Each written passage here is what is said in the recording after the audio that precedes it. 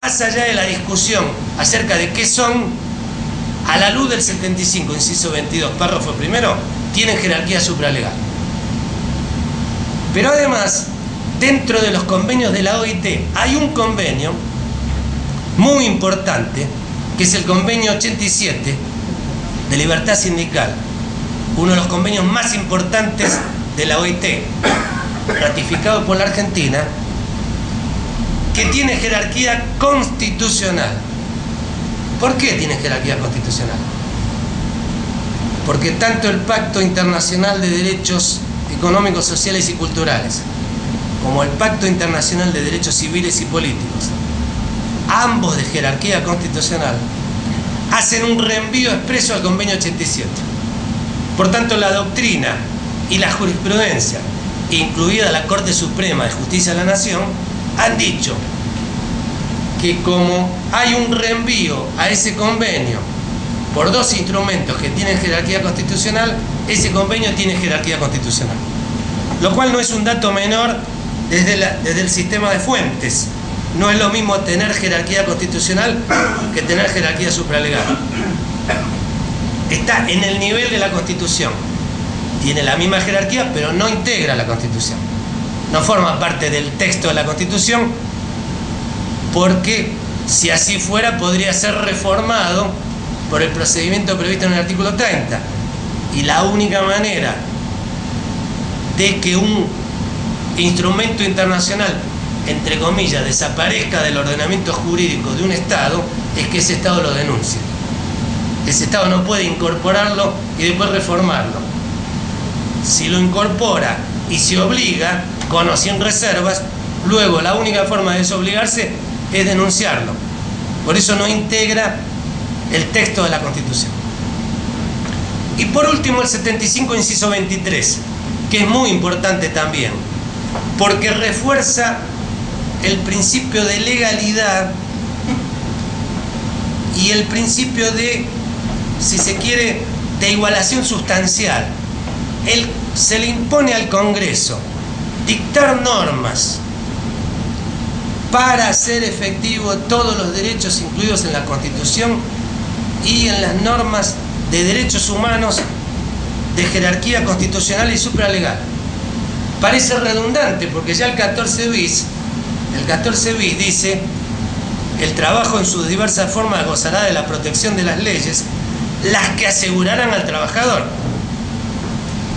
El 14 bis le impone al legislador el mandato de dictar leyes para proteger al trabajador. Bueno, ahora el legislador tiene un mandato suplementario, complementario, reforzado en el 75, inciso 23. Toda esta ensalada, esta melange de datos históricos y normativos nos permite, desde el punto de vista teórico, señalar que hoy podemos identificar un nuevo paradigma en el derecho al trabajo,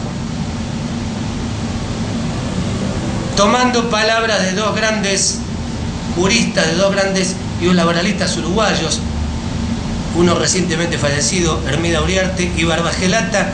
Podemos decir que ha emergido un derecho universal de los derechos humanos de dimensión laboral. ¿Por qué? Porque confluyen normas constitucionales del constitucionalismo social y normas del derecho internacional de los derechos humanos en materia social. ¿Y por qué derecho universal? Porque derecho internacional está vinculado a un paradigma en el cual el derecho internacional era un derecho que regulaba las relaciones entre los estados, donde las personas eran secundarias para el derecho internacional. Hoy la persona humana es sujeto del derecho internacional, es titular de derechos frente a los estados, de ahí la Declaración Universal, pero también frente a otras personas, en este caso los trabajadores frente a los empleadores. Por tanto, hoy me parece a mí, y poco y de alguna manera el modo como vamos a ver que está regulado el despido discriminatorio y muchos institutos que vamos a ver, requieren la identificación, la elaboración de todos estos principios y reglas en cuya elaboración confluyen normas del derecho interno y del derecho internacional. Ha sido superada esa discusión que aprendíamos o que nos enseñaban en la facultad, por lo menos me enseñaron a mí, entre dualismo y monismo, si prevalece la norma interna, si la norma... Eso está superado desde la reforma del año 94 y está superado en casi todas las constituciones de América Latina.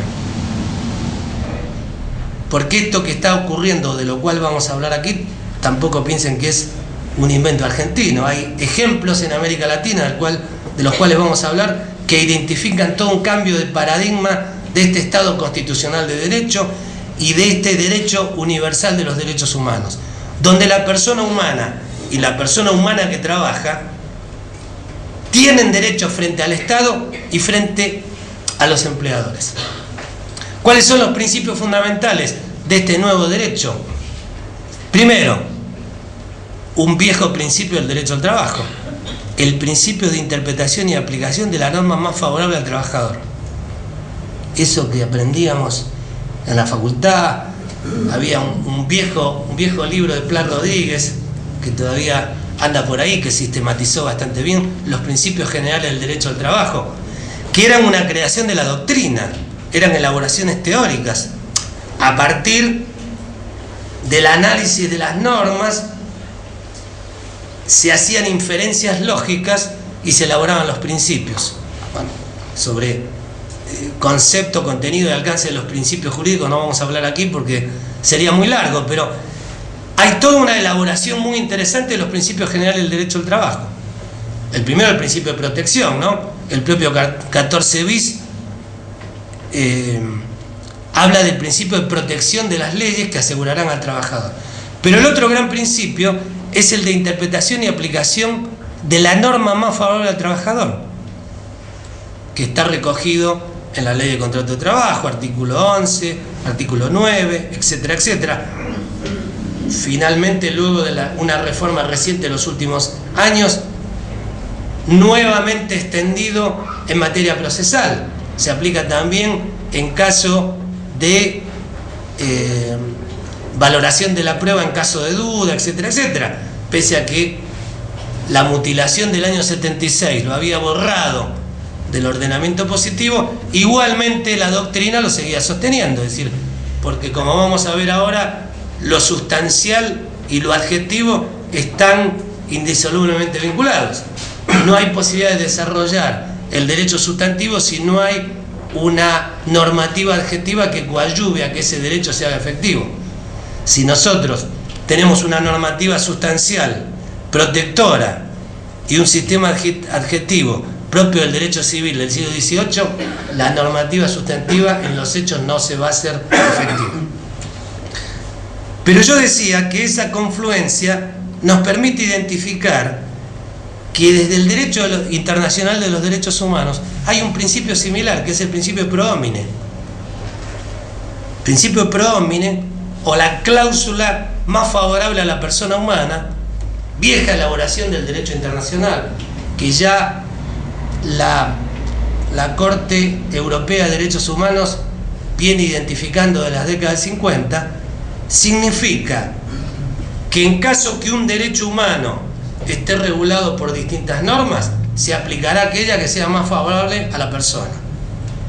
Si hay distintas interpretaciones, se aplicará la interpretación más favorable a la persona.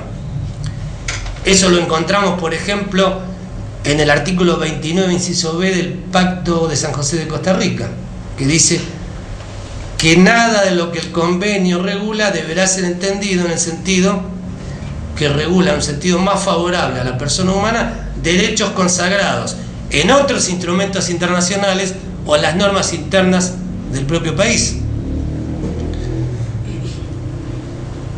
Y se interpreta también el principio pro homine en el sentido que se prefiere la interpretación más extensiva y se prefiere la interpretación menos restrictiva de la ley que reglamenta el derecho. Confluencia en el mismo sentido. El principio de progresividad. El principio de progresividad también hay confluencia del derecho constitucional y del derecho internacional de los derechos humanos. 75, inciso 23, 2, numeral 1 del Pacto Internacional de Derechos Económicos, Sociales y Culturales, 26 del Pacto de San José de Costa Rica. No voy a abundar en eso porque podemos venir a hacer un curso sobre el principio de progresividad, pero en definitiva, ¿qué significa?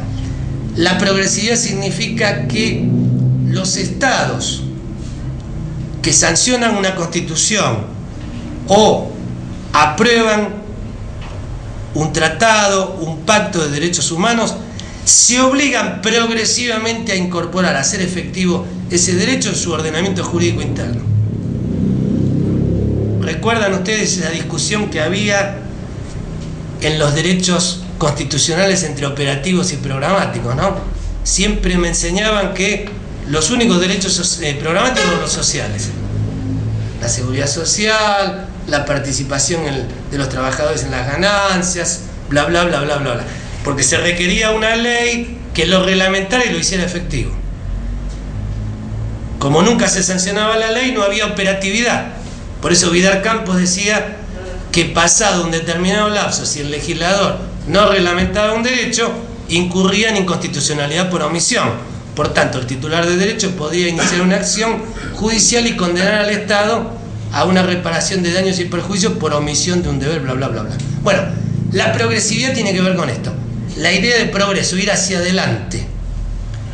Porque a nivel internacional, cuando se dicta una norma de derechos, se parte de la base que no todos los sistemas jurídicos, no todos los sistemas económicos, sociales y culturales tienen el mismo grado de desarrollo. Naturalmente no es lo mismo la situación de Alemania que la de Egipto o la de Bolivia respecto al derecho a la seguridad social, al derecho a la salud pública, etcétera, etcétera. Ahora, que se parta de situaciones distintas no implica que el Estado no tenga ninguna obligación. El Estado, al ratificar un tratado, queda obligado internacionalmente. Y si no desarrolla las acciones legislativas, ejecutivas y judiciales tendientes a hacer efectivo el derecho consagrado en el instrumento que ratifica y aprueba, incurre en responsabilidad internacional. Pero la progresividad tiene otra variante o tiene otra cara, que es la no regresividad. La no regresividad quiere decir que si se reglamenta un derecho con un contenido determinado, el Estado no puede luego regular ese mismo derecho en un sentido regresivo al estatus alcanzado, salvo que alegue y pruebe razones objetivas que justifiquen ese retroceso. Por ejemplo, como acaba de pasar ahora en la provincia de Buenos Aires, una catástrofe natural. Si hay un terremoto, si hay una guerra, si hay un tornado, si hay un sismo, naturalmente hay que dedicarse a la reconstrucción. Ahora, si hay, por ejemplo, y esto lo dicen los organismos internacionales, naturalmente no el Fondo Monetario Internacional ni el Banco Mundial, sino el Comité de Derechos Económicos, Sociales y Culturales de las Naciones Unidas, que ha interpretado el pacto y ha interpretado el principio de progresividad. Es decir, no se puede invocar solamente la falta de recursos para retrogradar en el nivel de tutela de un derecho. Es decir, bueno, yo invertí mal, la política económica salió mal, entonces ahora le rebajo los sueldos el 50% a los empleados públicos, como está pasando en Europa en este momento, rebaja de pensiones, bueno, como pasó en la Argentina no hace mucho tiempo, rebaja de pensiones, rebaja de los sueldos de los funcionarios públicos, extensión desmesurada de la edad para jubilarse, etcétera, etcétera. El Estado tiene que alegar y probar razones objetivas que justifiquen esa retrogradación. Por ejemplo, puede justificar, la forma de justificar esa retrogradación es en el sentido de una mejor distribución. Por ejemplo, bueno, le voy a rebajar la tutela a sectores sociales dentro de la clase social más favorecidos para compensar en sectores que están al borde de la inanición o en la pobreza o en la miseria. Por dar un ejemplo muy grosero, hay un caso muy interesante del año 2009, julio del año 2009, de la Corte Interamericana de Derechos Humanos, que condena al Estado, a Perú, por rebaja de pensiones. Perú había dictado una ley donde le rebajaba las pensiones a un grupo de jubilados. Sus jubilados agotaron toda la vía interna y llegaron a la Corte Interamericana. La Corte Interamericana, por primera vez en su historia, hizo aplicación del artículo 26 del pacto, que establece el principio de progresividad, y dijo que el Estado peruano no había justificado razonablemente por qué había reducido las pensiones de ese grupo de jubilados, además de violar el derecho de propiedad en el sentido de derechos adquiridos, etcétera, etcétera.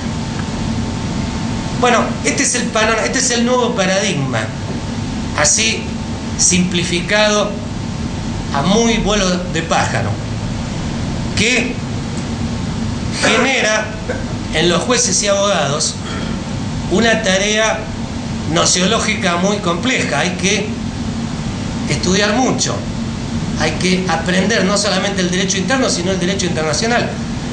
Que lo que yo estoy diciendo acá no es el producto de un delirio nocturno, producto del insomnio, sino que es jurisprudencia concreta de muchos tribunales del país y especialmente de la Corte Suprema de Justicia de la Nación, en materia laboral y en materia de la seguridad social.